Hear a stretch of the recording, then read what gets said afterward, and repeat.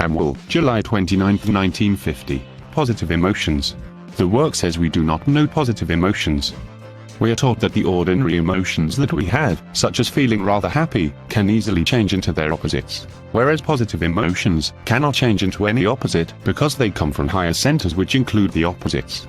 Just in the same way, higher mental center does not think from yes or no, but from yes and no together, so emotions that come from higher emotional center have no opposites in them. We are also taught that positive emotions come as rewards. We cannot induce them.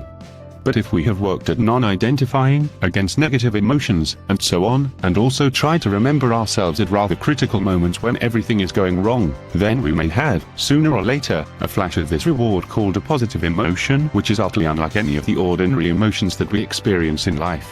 We are told that this work has to do with the preparation of lower centers for the reception of the influences that are coming from higher centers all the time, to which we are not tuned properly so as to receive them. As I have often said, our lower centers are really receptive machines, and they should hear the continual messages or influences that come from higher centers, but there is something wrong with them. They are wrongly connected, they are filled with wrong attitudes, wrong ways of thinking, wrong responses to external stimuli, and so on. And it is especially the emotional center that is all wrong.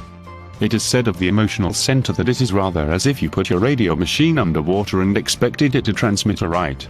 For this reason I have sometimes said that we have to squeeze out this wetness from the emotional center by a kind of pressure on ourselves by a to and fro movement, sometimes going in one direction, sometimes in another, until it becomes dry, that is until the water is wrung out of it.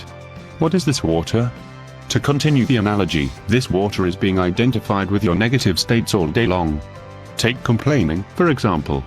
I prepare something carefully and someone else lights the fire with what I have carefully prepared. I become furious. Do you not see that I am caught? Do you not see that the state of my emotional center is based really on violence?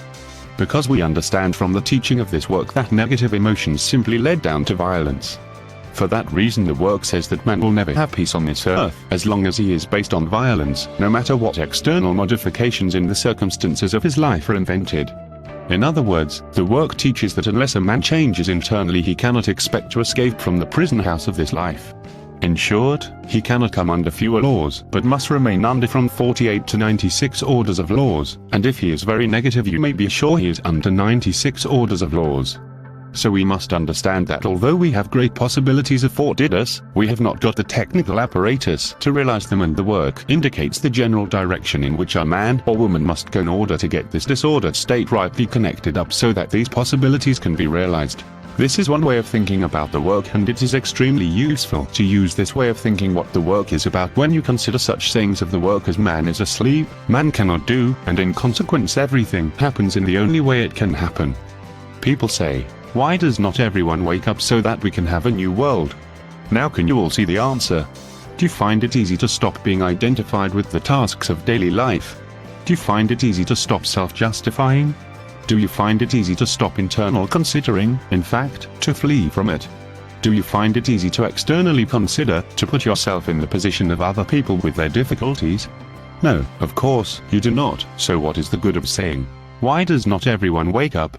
If you find it so difficult to apply the technique of the work to yourself, so it is necessary to connect yourself with something that will always remind you what this work is about, and if you reflect with the inner spirit of your thought upon the meaning of the work and give it time and space in your mental life, and also try to practice it both in your internal life and your external life and your relation to other people, you may get, quite in a haphazard way, a flash of positive emotion, and then you will know that the work is true, and then indeed you will have a point in the work which nothing can move. As G once said, I want a man to reach a stage of understanding this work so that he can be bent, twisted and turned, and yet he will always point in the same direction. I will add only one thing. You must not let this work grow cold in you. The alchemical teaching of the work said you must not be more than 8 hours absent, otherwise the work gets cold. Only now can we work, and if you say, I'm going to work tomorrow, you will not be able to do it, but unfortunately we have so many misleading eyes that are always saying things to us, such as, you are so tired, and the trouble is that we believe in these and so fall asleep again even from the tiny level of awakening that we have reached.